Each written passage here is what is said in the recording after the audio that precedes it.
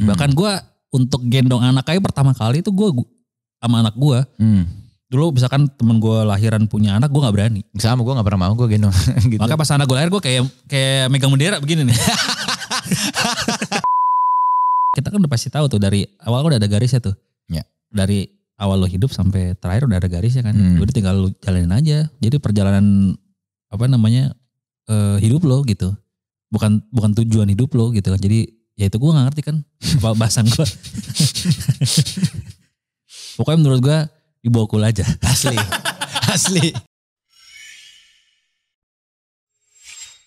Selamat pagi, siang, sore, dan malam budak rupiah. Welcome back to the cave bersama gue Bas Boy. Hari ini gue kedatangan tamu gue yang sebenarnya bukan kali pertama nih gue berbincang-bincang sama dia nih di depan kamera dan depan mikrofon kayak gini nih. Pertama ketemunya gue interview lo. Yeah. Yang lo main di acara apa sih yang festival musik Perancis? IVI. Yoi. Terus besok itu ada satu podcast yang gue yang bawa. Iya. Yoi. Ini sekarang lagi nih. Iya. Kapan kita ketemu di panggung lagi nih? Sabar. Good Fest nanti kan juga tuh kita. Oh iya. Ya kan? Oh iya, interview lo juga benar. November apa? November. Yoi. Please welcome Adit Insomnia. Yoi. Thank you Bas Boy. Apa kabar nih Bang Adit? Alhamdulillah baik. Kalau gak baik gue gak ada di sini nih. Iya sih. Isoman biasanya. Iya sih. Opnam ya. Opnam. Kagak dimari nih. Yoi. Hari ini di sini. Tadi dari mana lo Bang? Siaran pasti udah dari pagi. Siaran aja sih siaran. Terus udah langsung ke sini. Langsung kemari. Oh berarti tadi lo stay di kantor sampai kemari. Hari ini lo biasa ada, kan lo suka siang biasa ada nge-MC, ada press conference, ada. Jadwal tidur gue padat nih abis ini. Asik. Jadwal tidur nih padat nih. Butuh gue tuh jadwal tidur yang padat tuh. Pokoknya gue sempat share jadwal gue satu hari di minggu lalu tuh lumayan padat. Dari sholat Jumat, milih sejadah, sampai nyilih sendal buat sholat Jumat, sampai check in Peduli Lindungi gue masukin. Yoi, saking padat ya. Itinerary itu ada tuh. Yoi. Saking padat tuh. Bang, kita pengen ngomongin dulu awal-awal karir lo nih. Nah, kan awalnya mulai dari MTV nih. Sebenarnya malah siaran dulu. Radio dulu awalnya. Radio dulu. Jauh sebelum radio sebenarnya MC dulu. MC off air. Oh oke. Acara musik. Kebanyakan sebenarnya sih acara nggak musik sih lagi tuh. Akhirnya kita awalnya gue acara kampus. Oke. Acara kampus. Terus jauh sebelum MC juga sebenarnya gue dulu sama Surya Insomnia itu dulu tuh IO. Oke. IO sama IO-nya acara apa nih? Pensi. Musik ya. Musik. Lebih banyak sebenarnya pensi. Jadi gue tuh bisa dibilang dulu maklar. Maklar pensi lah. Maklar artis. Yoi. Misalkan lo pensi sekolah mana butuh busboy. Yeah. Udah gue hubungi manajer lo. Gue ngambil margin dari situ. Oke. Yeah. Sampai akhirnya kerja sama udah mulai sama brand-brand. Terus udah mulai MC acara brand. Baru akhirnya masuk radio ditawarin. Radio tuh awal-awal. Radio baru casting buat MTV. Gitu. Jadi VJ itu waktu itu. Belum langsung. Jadi ngisi acara doang tuh bukan VJ. Dulu konsepnya sebenarnya masih host MTV tapi namanya guest VJ. Oke. Terus sampai itu akhirnya jadi gimmick buat gue sama Surya. Kayak di-link ke bosnya tiap malam tuh. Bos bisa kali guestnya dicoret. Sampai akhirnya yang nonton jadi kayak tolong dong nih guestnya ada sama Surya dicoret aja jadi VJ. Jadi VJ sekalian. Gitu. Yoi. Lebih mohon-mohon ya kalau orang ikutan VJ-han ini mohon-mohon. Tapi the power of people bro. Tadi sampai orang-orang yang minta soalnya. Betul. Netizen zaman dulu. Netizen yang minta. Warga TV berarti dulu. Warga TV, yoi. Warga TV. Tapi awalnya lu nge-MC itu gimana ceritanya? Bisa nge-MC karena kan MC ada skill set khusus gitu kan. Maksud gue gak yang. Nah itu Bas, jadi dulu tuh gue sebenarnya orang yang paling gak berani ngomong di depan layar. Bukan depan layar sih, depan kayak misalkan 1 tahun di bawah gue kan ada orientasi anak baru nih. Ya. Gue bahkan manggil misalkan Baskara maju ke depan, gue deg-degan. Harusnya orang itu kan, junior gue yang deg-degan dipanggil sama senior, ini gue yang deg-degan. Sampai akhirnya gue, ya tadi IO-IOan itu ngurusin pensi segala macem. Surya akhirnya masuk kampus gue, kita di kampus yang sama. Walaupun dulu gue kenal sama dia di komplek. Oh teman rumah nih ceritanya.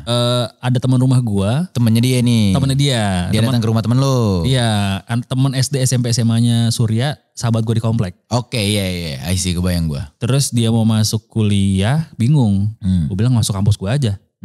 Akhirnya gua dapat 250.000 dari dia. Referral ya. Betul. Referral itu di mana tuh? Di Sahid. Sahid oke. Sahid Tebet. Pokoknya ada 2 orang tuh kalau gak salah dapat 250.000. Jadi kalau gak salah gue dapet GoPay apa 400 gitu. Lumayan zaman dulu. Ya. Gue gak kasih tahu Surya. Iya. Nih Surya baru tahu nih berarti nih. Udah sebenarnya beberapa kali wawancara dia udah tahu akhirnya. Dia bilang, lu kagak bilang sama gue. Ya kalau gue bilang gue gak dapet duit. Iya. Fair dong. Fair.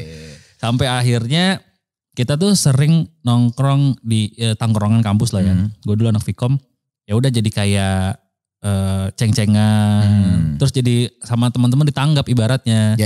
Jadi kayak clownnya tongkrongan. Kebayang tuh gue. Sampai ada satu momen ada orientasi anak baru. Gue ditangkap jadi MC. Dimana akhirnya anak baru aja kayak bingung gitu kayak, ini apaan sih jokes pribadi gitu.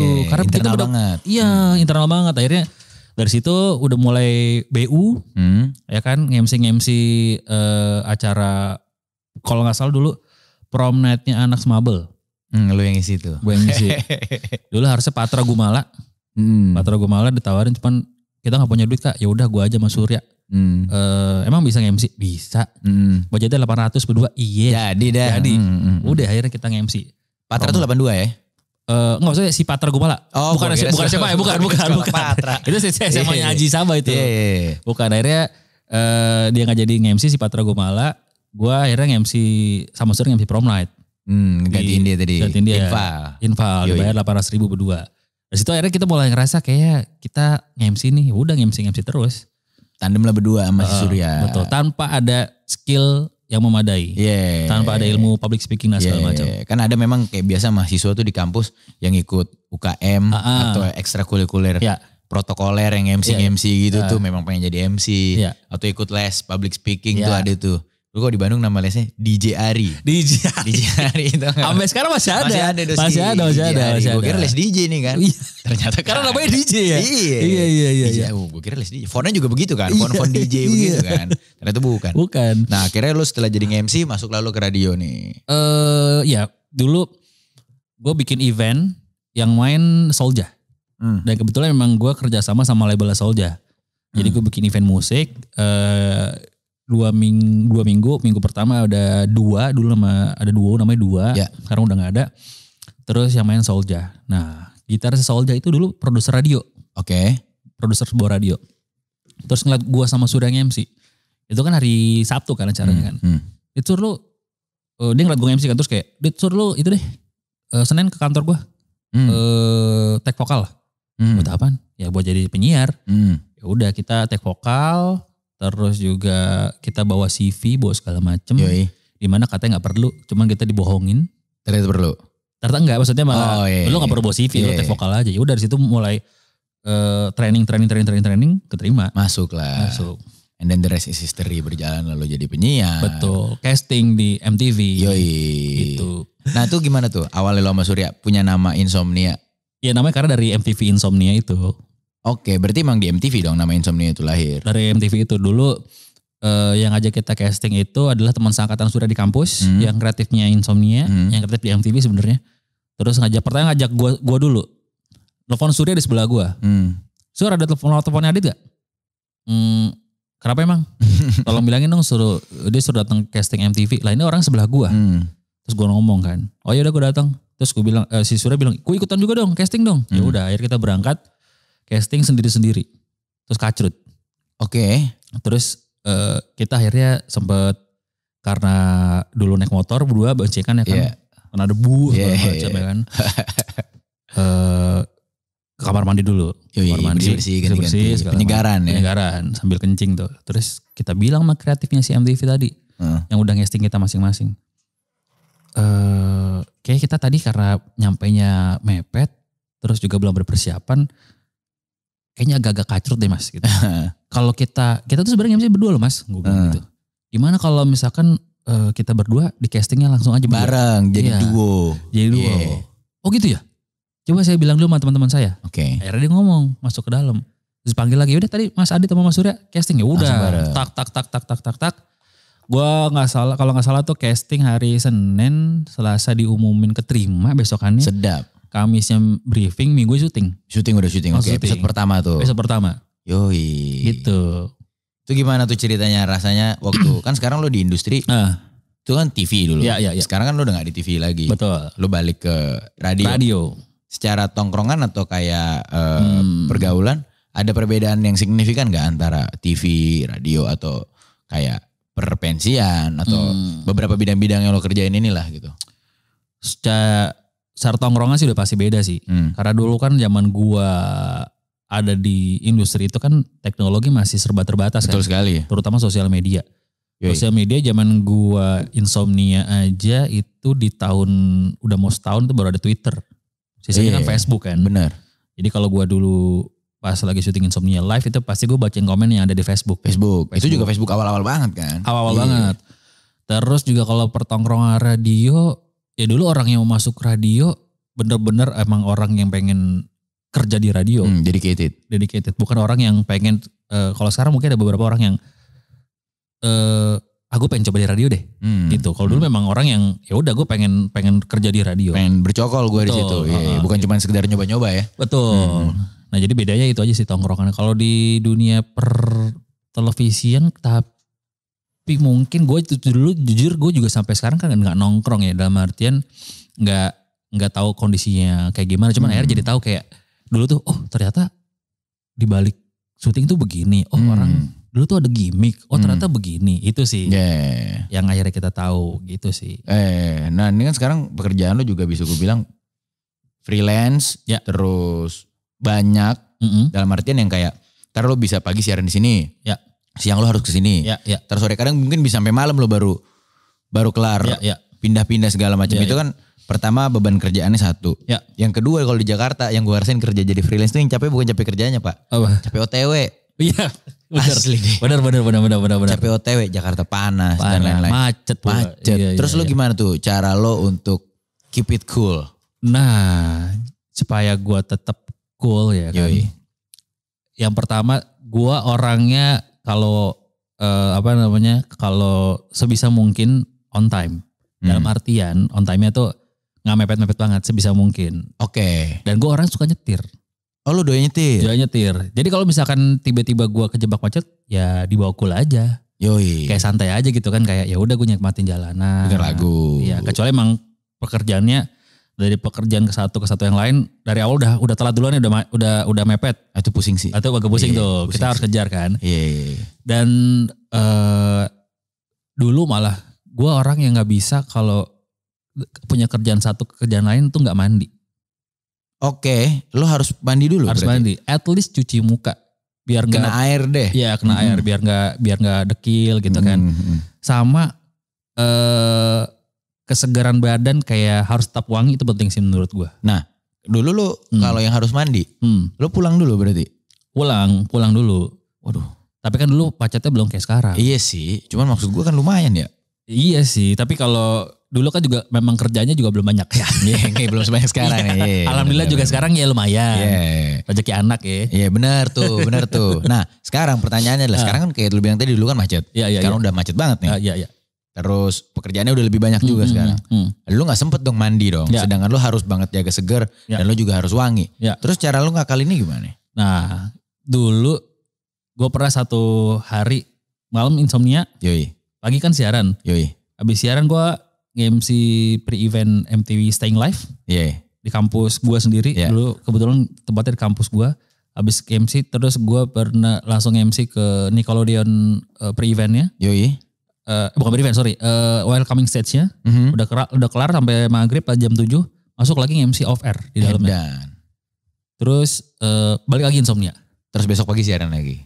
Enggak, besok kayak izin. Gak kuat. Orang gue pernah sama Surya, dua-duanya gejala tipes. Aduh. Pernah gejala tipes. Gue udah lagi sekali.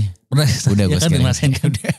Gue ke dokter ngantri pas gue masuk ke dokter lah. Surya di dalam dokternya sama.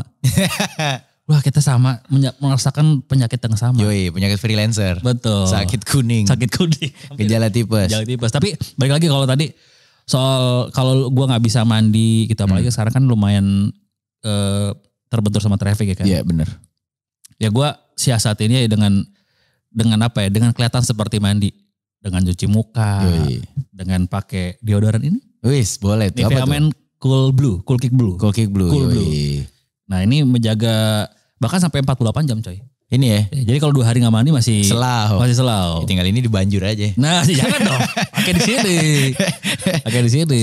Ini katanya memang dingin banget ya. Dingin maksudnya banget, seger gitu seger, jadinya. seger. Kayak kalau badan lu gerah atau lengket gitu kan mau gawe tuh bete gitu loh jadi. Iya, gak enak. Apalagi kalau misalkan lu gawe harus kena sinar matahari. Aduh, lu kan manggung kan juga gitu kan. Iya. Nge-lighting, keringetan. Parah, gitu. Sadadanya. Iya, basah pasti. Iya, walaupun akhirnya lu penonton tuh nggak tahu bau badan lu, tapi kan orang-orang di belakang panggung kan kagak enak ya. Kita juga jadi ngerasa nggak pede gitu. Kita nggak nyaman. Kita nggak nyaman, iya. Nggak harus orang bisa nyium juga sih. Iya. Berarti itu ngejaga kewangian sama kesegaran badan bukan hanya karena orang lain harus nyium ya. Iya, dari kita sendiri kan juga.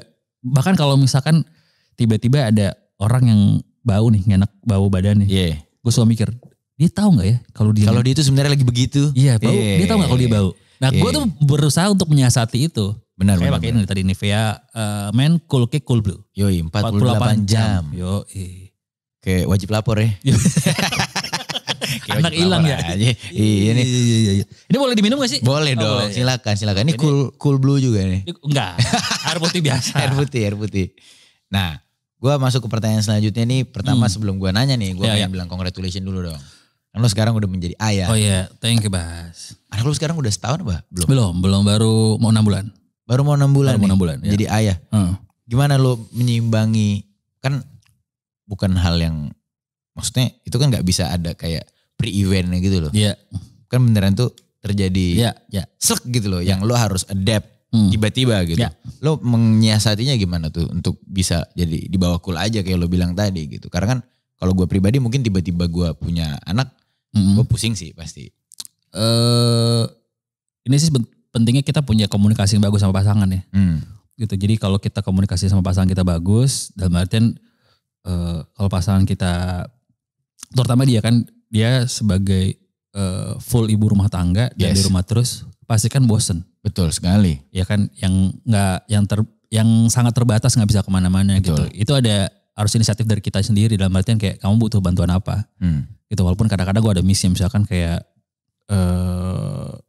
harusnya gue mungkin gantian jagain anak gue. Tapi lo ada job. Kalau job masih bisa di ngertiin. Misalnya gue malah main PS. Walaupun kerasa gue juga butuh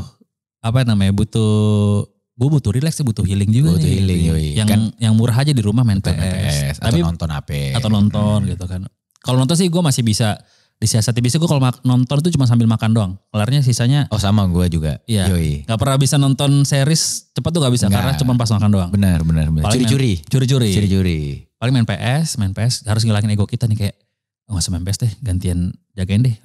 Gitu misalkan, lo lapar nggak makan dulu sana lagi gitu. Sama mungkin sambil drakoran ya udah gue jaga anak gue gitu. Gantian ganti shift ya. Karena kan kadang maksud gue bisa gue bayangin lo capek mungkin beres dari luar, terus lo di jalan tuh ngebayangin, wah nih main PS ini ada game baru pula. Iya.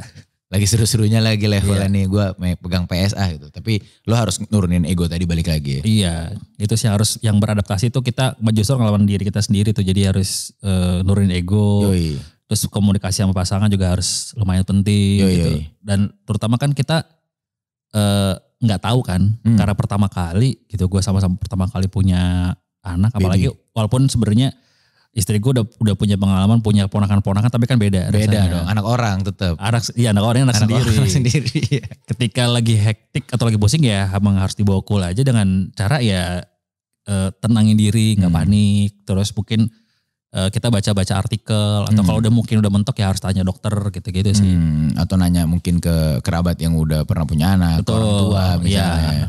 Itu sih. Itu kan salah satu hal yang lo pelajarin baru nih berarti setelah lo punya anak, menurunin ego. Itu kan dari cara lo berkomunikasi ke istri lo. Kalau ke anaknya sendiri apa nih yang baru lo pelajarin di dunia ini? Banyak banget sih. Karena gue dulu gak punya pengalaman, gue anak tunggal. Sama dong. Lo sama juga ya? Sama, gue anak tunggal. Terus walaupun gue tinggal sama tante gue, dulu gue gak banyak waktu sama ponakan-ponakan gue. Jadi sama sekali lulus kita ini gimana caranya nih? Oh ternyata begini. Bahkan gue untuk gendong anak kayak pertama kali itu gue sama anak gue. Dulu misalkan temen gue lahiran punya anak, gue gak berani. Sama, gue gak pernah mau gue gendong. Gitu. Makanya pas anak gue lahir gue kayak megang bendera begini nih. Tinggal dilipat ya. Iya, pas di foto, anjir gue malu banget nih, kayak ketahuan banget bapak-bapak newbie kan. Ternyata kan megangnya gini kan. Begini. Iya, makanya banyak yang baru sih. Aneh banget fotonya. Gak indah banget kalau dipajang di sosial media. Ya itu sih paling kalau ya sama anak banyak banget yang dipelajarin sih. Sampai misalkan handle dia nangis gitu kan. Gue udah mulai terbiasa sama teriak-teriakan yang kayak sebelumnya gue pernah gue denger. Tapi gue ya itu tadi harus dibawa kulai tenang. Yoi. Gitu, jadi kita aja tenang. Dianya ketahuan lah kalau misalkan kalau kitanya tenang. Pasti dia juga si anaknya juga berasa juga gak akan nangis gitu. Nangis cuman mungkin kerasa sama kalau misalnya dipegang sama orang yang lebih panik itu dia juga bakal makin panik. Iya, beda gitu. Itu gak bisa dibohongin tuh. Kita dulu pokoknya yang lebih tenang. Yoi. Dibawa cool aja. Iya, betul. Nah ini dalam lo menjalani ini nih sekarang menjadi ayah. Terus lo juga baru menikah 2 tahun yang lalu. Ya. Itu kan sebuah keputusan besar ya gitu. Terutama maksudnya gue pengen banget sharing sama lo. Kan gue juga di umur 25 lah. Yang bisa gue bilang mungkin akan menghadapi ini tidak lama lagi. Oh gitu. Ini mau kasih tahu ke orang-orang kalau lo mau menikah. Bukan gitu. Kan jadi ditembak. Gue siap nge-MC gratis buat lo, Bas. Gila banget jadi ditembak. Penyiar banget nih tembak-tembakan. Nggak, maksud gue adalah. Jadi kalau pasangan lo lihat, bener lo ya. Nggak, maksud gue kan gini. Gue dan teman-teman gue mungkin yang seumuran. Pernikahan itu bukan lagi suatu hal yang sangat jauh gitu loh dari hadapan kita. Dan kebanyakan rata-rata kan gue dan teman-teman seangkatan atau mungkin ke bawah gue. Itu kayak clueless banget gitu loh. Bingung banget gitu. Kalau dari lo nih kira-kira sebetulnya apa sih yang harus lo ketahui, apa ya, kayak lo siapin atau lo ketahuin dalam menghadapin hal tersebut? Jujur gue pun nikah kan telat. Ya. Mungkin kalau gue ngelihat orang-orang nikah gitu kan. Gue kan sama bini gue juga bedanya lumayan jauh ya. Umur 9 tahun kan. Umurnya beda jauh. Ya kalau mungkin di angkatan bini gue memang mungkin udah banyak teman-teman dia yang udah nikah. Oke. Kalau angkatan gue udah rata-rata duluan semua. Iya. Ya kan teman-teman gue udah duluan semua. Gue nikah itu di umur 35. 35.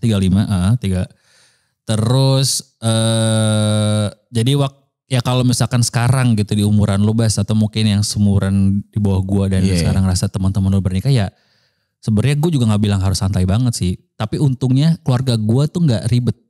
Bukan tipe keluarga yang kayak nanyain, mana nih pasangan nih? Karena digedor mulu tuh. Nah itu dia. Sedangkan kan gak segampang itu kan.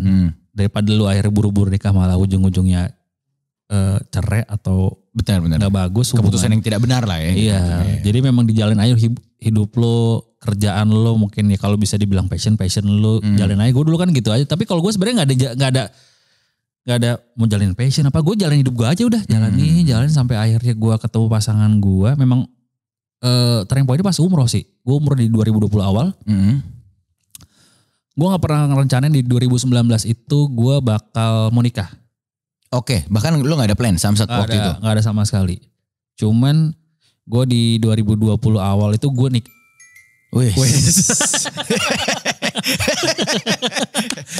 Untung itu sekerja sama saya juga. Iya, gak apa-apa selama. Iya.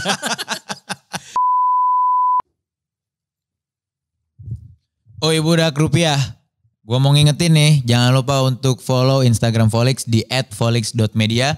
Terus jangan lupa like, komen, subscribe juga video-video dan channel YouTube kita di Volix Media. Dan kalau lo udah ngelakuin itu semua, baru kita lanjut lagi nih nonton podcastnya, oke? Dah.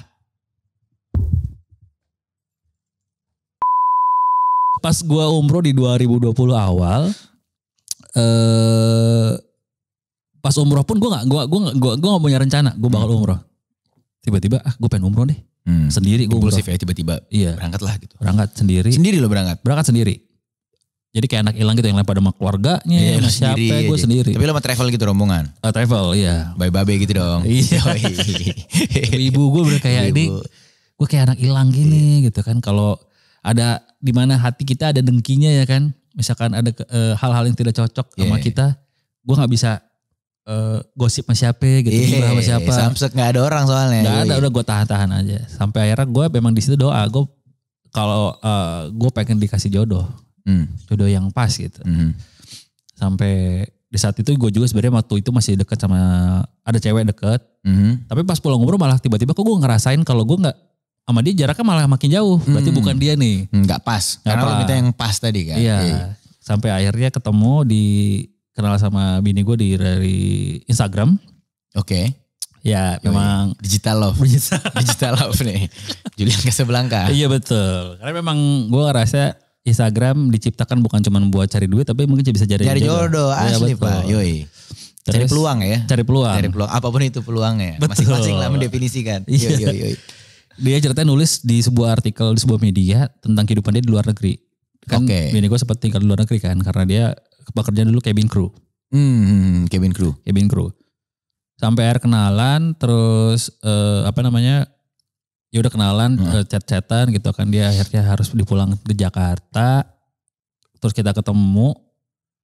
Dari sekian banyak mungkin gue dulu ngedate gitu sama cewek. Pas pertama kali gue ketemu dia, pas masuk mobil gue jemput.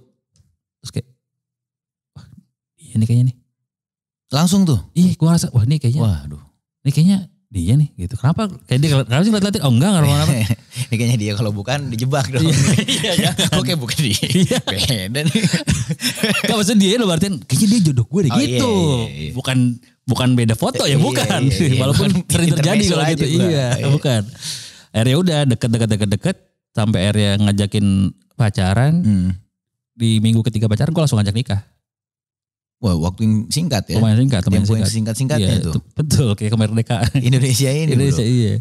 Ada gak satu momen, kan karena lo bilang tadi kan itu kan susah juga untuk lo jelasin. Ya. Dalam apa ya mas, definisi yang konkret yang bisa orang semut telan gitu. Karena kan itu feeling banget ya. Ya. Yang kayak dia masuk mobil aja lo lihat dia langsung yang dek. Doski nih gitu. Tapi waktu, itu kan maksudnya Doski itu secara kayaknya orang yang tepat. Ya. Waktu lo mau menikah kan itu step yang berbeda lagi tuh. Ya. Waktu menikah ada gak feeling kayak gitu lagi yang bener? Oke berarti ini memang saatnya aku beraksi. Alhamdulillah sih sejauh gue gak pernah ngerasain dulu orang kayak mau nikah banyak banget godaannya. Ada sih. Berantem-berantemnya konfliknya ada tuh. Pastilah. Ada. Tapi keraguan tuh gak ada. Oke. Sama sekali smooth banget. Dari dari gue ngajakin pacaran, ngelamar, gue bahkan ngelamar orang lain pakai cincin, gue ngelamar pakai air fryer bro, karena dia mau air fryer, gue beli. Udah gitu salah air fryer, salah jenisnya. Oke, tapi tetap air fryer kan? Air fryer kayak kamu beli kegedean ini katanya. Wattnya gede, tempatnya gede gitu kan. Terus ya udah sampai mau mau nikahan. Lamaran nikahan tuh smooth banget, tapi memang ya konflik-konflik tadi memang kitanya tuh pasti ada aja kan yang kadang-kadang nggak datang dari kitanya, dari keluarga. Nah itu tuh yang harus dibawa cool aja. Benar. Mau gimana pun ceritanya ya. Iya kita tenang. Pokoknya kalau lu gerabak gerubuk ada pasti hancur deh. Kita biar walaupun mungkin lu dalam keadaan hektik nih ngurusin pekerjaan juga, ngurusin nikahan, tapi kalau misalkan lu nya ya tadi gue bilang dibawa cool aja ya udah aman-aman aja sih. Iya benar. So far sih pas gue mau proses kesana sih nggak ada halangan yang berarti banget, nggak ada sih. Iya, karena maksudnya kalau dibilang pusing ya pasti pusing dong. Pasti. Dibilang ribet, pasti ribet, gak usah ditanya, ribet banget. Betul. Ya. Cuman ya tergantung kita nyikapin akhirnya. Kalau ribet itu sebenarnya kadang-kadang kan kemauan dua keluarga yang harus pakai pesta segala macam. Gue diuntungkan dengan pandemi 2020, jadi nggak bisa ngundang orang banyak. Pas. Nggak bisa request. Iya, udah pokoknya kita maksimal 100 orang. Cukup. Keluarga inti aja. Yoi, udah. Gitu sisanya pakai virtual. Kalau sekarang kan udah mulai agak lengang. Hybrid. Ya, hybrid dan lengang kan, jadi bisa ngundang banyak orang. Nah, gitu. Berarti itu lumayan berkah pandemi itu ya? Berkah pandemi. Bener, berkah pandemi banget. Iya. Maksudnya yang di awal-awal kita ngerasa pandemi itu kayaknya sebuah bencana banget. Ya. Sebuah apa ya, yang kayak wah hancur banget nih kayaknya hidup kita. Ternyata di balik itu banyak hadiah-hadiah yang gak pernah kita duga-duga sebelumnya. Alhamdulillah tuh. Bakal nemuin jodoh lo waktu pandemi. Betul. Lo nikah juga jadinya lebih santuy. Betul, secara budget. Enggak cuma secara budget sih. Maksud gue secara sampai, karena kalau rame banget lo juga di hari-harinya lebih hektik gitu dong. Iya juga sih. Tapi secara budget juga dong. Iya pasti jauh itu mah. Jauh banget. Tapi emang ini dia. Gue sama pasangan gue itu adalah tipikal orang yang kalau mau nikah emang gak mau undang rame-rame. Pas banget, jadi gue gak perlu kompromi lebih jauh. Jadi tinggal kita kompromi ke keluarganya aja. Dan beberapa keluarga gue dan keluarga dia di keluar kota. Jadi akhirnya bener-bener diuntungkan banget. Jadi akhirnya cuma keluarga dekat, keluarga inti yang ada dalam kota yang datang. Sisanya pakai YouTube aja sama Zoom. Beres. Acara kelarnya singkat, beres. Betul. Bayarnya juga gak pusing-pusing amat. Betul, itu. adem gitu Adem. ya. Yoi. Kalau orang biasanya kalau kelar nikah, aduh kita masih ada utang buat lunasin gedung, lunasin ini. Kalau sekarang aman aja. Ini, beres lah. Aman. Meant to be berarti Pak. Meant to be banget. Nah ini kita sekarang akan langsung masuk ke pertanyaan dari netizen. Wah, gue takut tuh kalau netizen nanya. Suka aneh-aneh ya. Yoi. Nah ini mantep nih pertanyaan yang juga penasaran gue. Ed Muiz yang nanya nih. Pernah gak nge-MC di acara yang fail? Dan gimana cara lo ngebawa itu cool aja juga? Karena kan lo nge-MC udah banyak acara. Ya. Gak mungkin semua acara berjalan mulus atau berjalan seperti ekspektasi. Ya. Pasti ada acara-acara yang sebenarnya bukan salah lo juga gitu. Panitianya yang gimana, cuman ya kebetulan lo MC, lo di depan. Betul. Ya lo yang harus crowd control gitu. Itu gimana tuh kira-kira? Wah, gue pernah waktu itu nge-MC acara sebuah kampus. Oke. Kayak acara modelnya tuh kayak acara semi-semi seminar sama talk show. Oke, kebayang gue. Kebayang. Tapi acaranya gak di kampus. Kalau di kampus kan at least yang datang adalah anak-anak kampusnya. Kebayang lo, udah bisa lo atur lah ya. Betul. Dia acara di mall. Udah gitu acaranya Sabtu lagi. Mallnya kan rame. Padet. Tapi orang ya udah lalu lalang. Kalau acara yang musik lo masih dilirik. Benar. Ini acara talk show udah gitu kayaknya fakultasnya kayak ekonomi deh. Pembicaraan juga bukan pembicaraan yang ringan-ringan, yang lumayan agak berat. Terus mungkin narsumnya mungkin ya. Pengunjung mallnya mungkin gak kenal. Oke, ya kebayang gue. Udah gitu yang bikin gue ngerasa itu acaranya juga kayak kurang rame atau kurang sukses mungkin ya secara kuantiti pengunjung. Itu gak rame dan maksud gue kayak kalau acara kampus lu harus lu pada datang nih anak kampusnya. Anak kampusnya iya dong. Ya mungkin karena kampusnya juga jauh. Dari si mall tadi juga. Ada itu mall itu juga, jadi akhirnya pada gak datang dan weekend. Pasti mereka kan lebih milih sama keluarganya atau malam mingguan segala macam. Atau kemana kayak. Ya kali Sabtu-Sabtu gue seminar ekonomi. Nah ini bener kayak segini doang ya. Penontonnya itu juga kayak panitia. Terus kalau gue akhirnya coba cairin suasana dengan ngejokes, terus penontonnya yang aduh.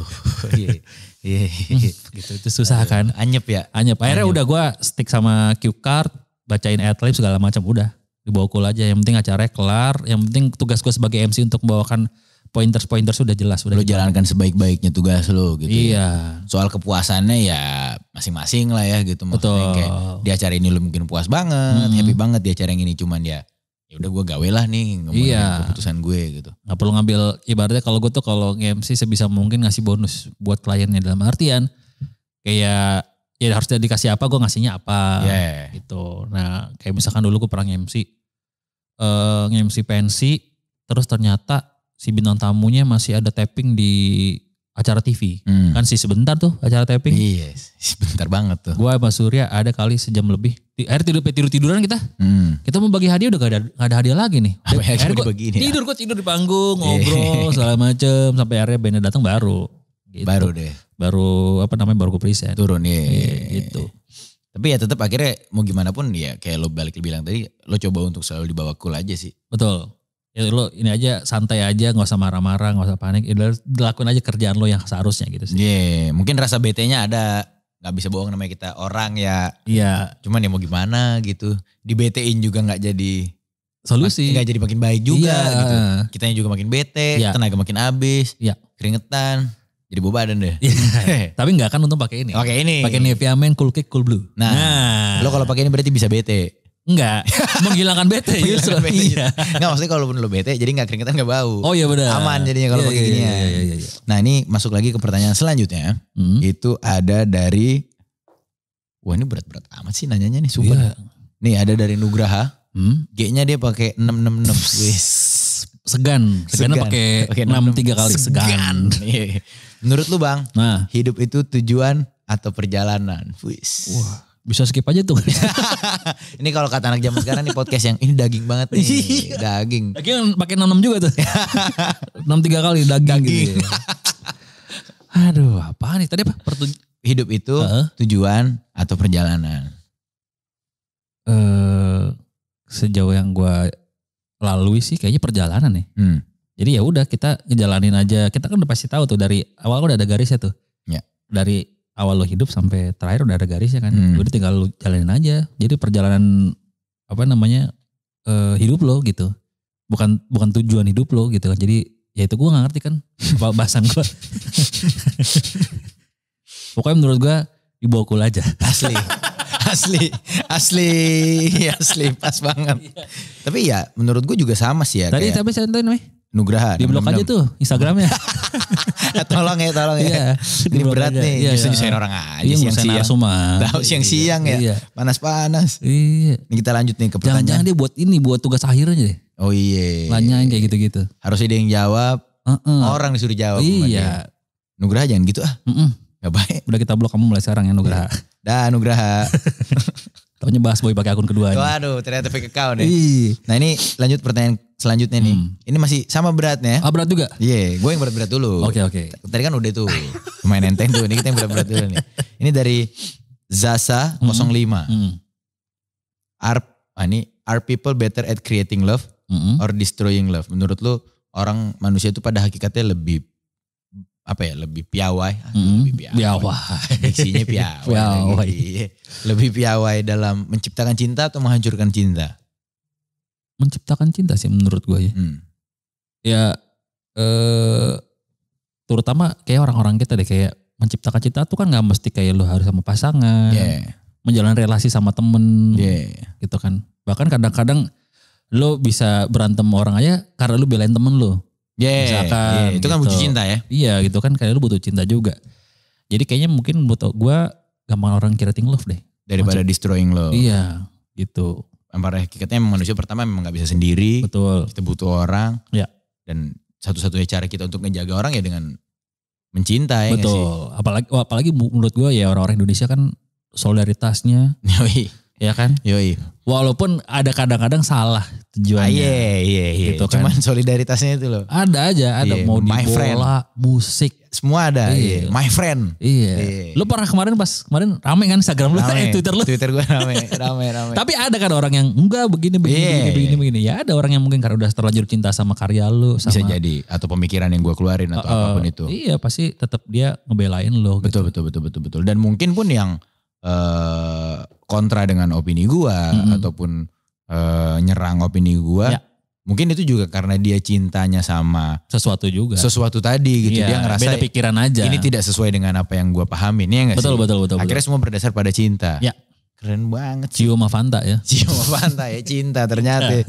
Nah ini kita lanjut nih, Bang. Sesuka apa lo sama musik dan ada cerita konser paling skip gak? Oh skipnya apa nih? Maksudnya yang kayak paling pecah mungkin atau paling mantep atau yang kayak wah kurang nih gitu. Yang paling-paling deh. Kan lu sering nonton konser nih. Sampai keluar negeri lu kejer tuh biasa kalau konser. Alhamdulillah. Ya kan? Alhamdulillah ya. Lu Fuji Rock kemarin ya? Fuji Rock 2019 sih terakhir. 2019. Ya. Yang di luar apa aja lu udah? Sejauh ini mungkin. Jajal. Fuji Rock udah. Yang di Jepang doang sih. Karena mungkin gua postingnya lumayan deketan tuh dari Fuji Rock ke Summer Sonic. Oh Summer Sonic juga di Jepang? Juga. Terus pernah di 2018 itu gue berturut-turut tuh Fuji Rock, terus gue nonton apa lagi ya? Oh Paul McCartney, terus nonton The Killers. Jadi kayak biasanya udah kemana-mana, cuman kalau yang di US sama Europe belum sih. Dulu mau ke UK ditolak visanya kan. Oke nggak dapet. Jadi kalau ditanya cinta apa gue sama musik ya gue kerja sekarang di radio juga karena sukanya sama musik kan. Gitu kayak segampang dulu misalkan gue ngefans sama Shaggy Dog, dulu cuma bisa ngeliat mungkin di TV, belum ada YouTube dulu kan. Di acara-acara TV, ternyata datang ke kantor gue interview. Lo ngobrol langsung. Seperti itu sih cita gue sama musik ya. Gue membuktikan sampai saat ini gue masih kerja di radio. Karena gue cinta radio sama cinta musik. Kalau sampai konser yang pecah, kalau secara konsep, secara yang lu paling nikmatin banget, yang kayak nggak bisa lu lupa, maksudnya satu tuh dia lah ini topnya nih gitu. Kadang kan kita nonton konser, mungkin musisinya bukan yang kita fans amat, cuman mungkin situasinya lagi gimana gitu, kita jadi ngerasa gimana gitu, kebayang gak maksud gue? Harusnya semua orang setuju sama konser yang gue bilang ini, dan mungkin banyak banget orang nonton juga di tahun yang sama. Di 2017 dulu nonton Coldplay. Gue kalau nonton di Bangkok dulu kan. Orang banyak nonton di Singapura kan. Iya banyak Singapura, ada Bangkok juga. Itu yang gelangnya lampu kan? Iya gelangnya lampu. Itu gue kalau gak salah sebelum album itu, album apa lupa gue namanya. Gue pernah beli DVD-nya. Pernah beli DVD kayak anjir nih keren banget ya konser Coldplay kayak gini nih. Gue harus nonton nih. Nonton konser dia nih satu saat nih. pokoknya dulu gue sempet kayak gue pokoknya setelah gue nonton Coldplay setelah gue nonton Coldplay sama The Cure gue mau nikah. Oke. Nonton Coldplay 2017 kok gue gak nikah ya.